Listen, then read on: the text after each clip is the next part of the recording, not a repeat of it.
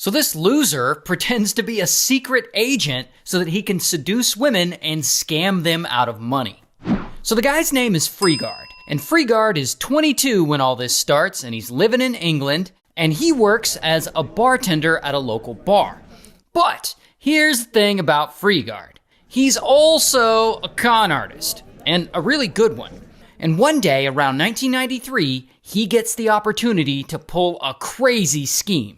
Because he's at work that day, and he meets a customer, this guy, John.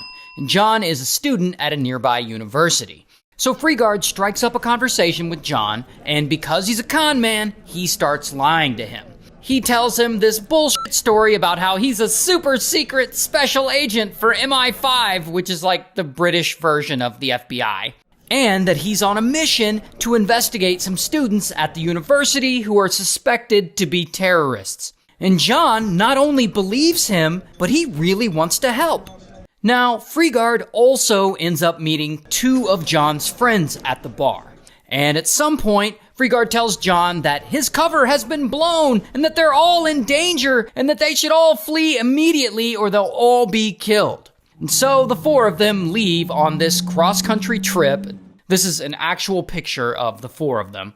And a few days into this trip, Freegard tells them that a terrorist organization is tracking them and that they have to keep moving to protect their lives and the lives of their families. And they have to stay off the grid in order to avoid being tracked, so they aren't allowed to contact any of their outside friends or family. And these guys actually listen to him and they believe him. So after traveling around for a while, they find an apartment in Sheffield, England that they can rent and stay in.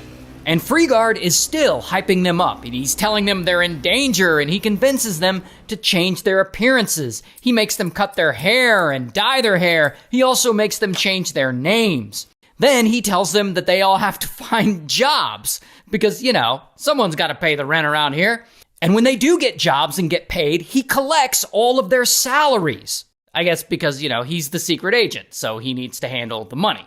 And this weird arrangement goes on for several months. Then, one day, Freegard will just randomly tell them, "Oh no, our location has been compromised." And he'll force them to abandon their jobs and move to another city. And there, in the new city, they'll have to get a whole new apartment and whole new jobs.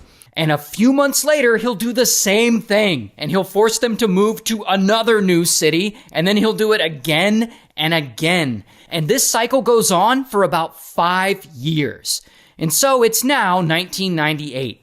And these three still believe that he's an MI5 agent and that they're being hunted by terrorists.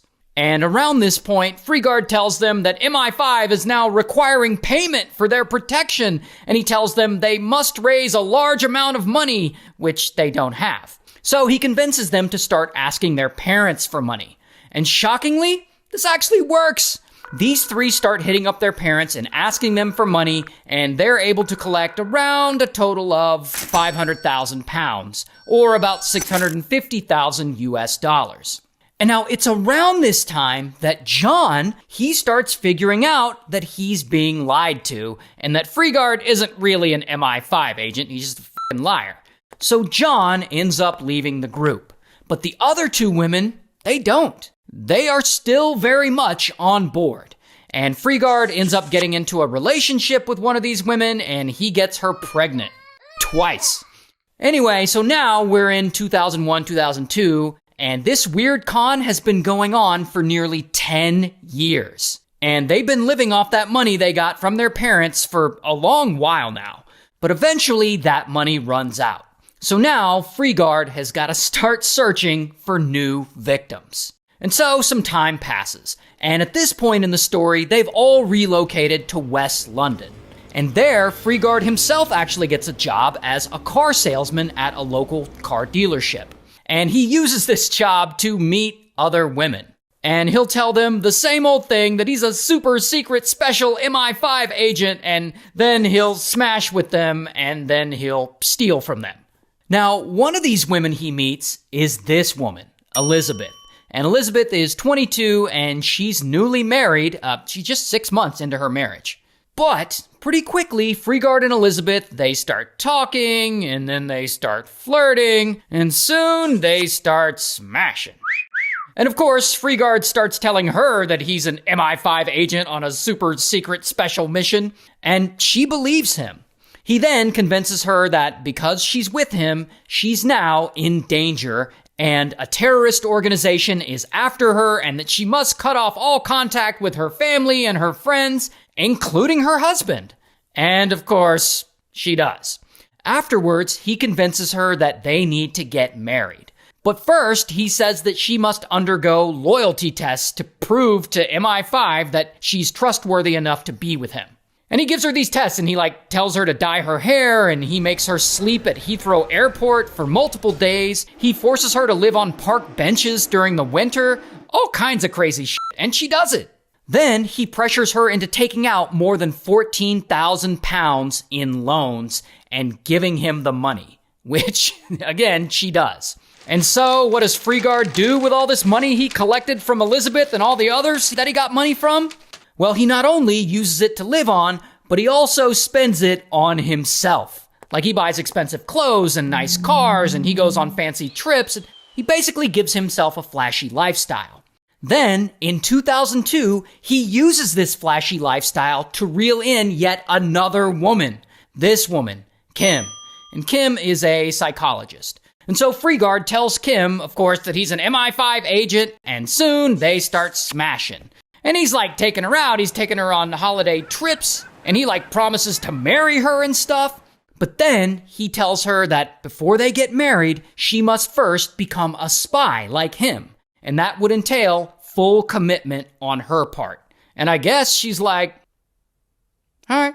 So she quits her job as a school psychologist, and she cuts off contact with her family and friends completely. Once she does all that, he convinces her to ask her parents to pay 20,000 pounds for her spy training, because he lies to her and tells her that she has to go through spy training. And she does ask, and her parents actually agree to give her the money. And because that was successful, Freegard keeps asking Kim to ask them for more and more money, and she does. So it feels like the dude is just gonna keep lying and scamming everyone, and he's never gonna get caught. Until...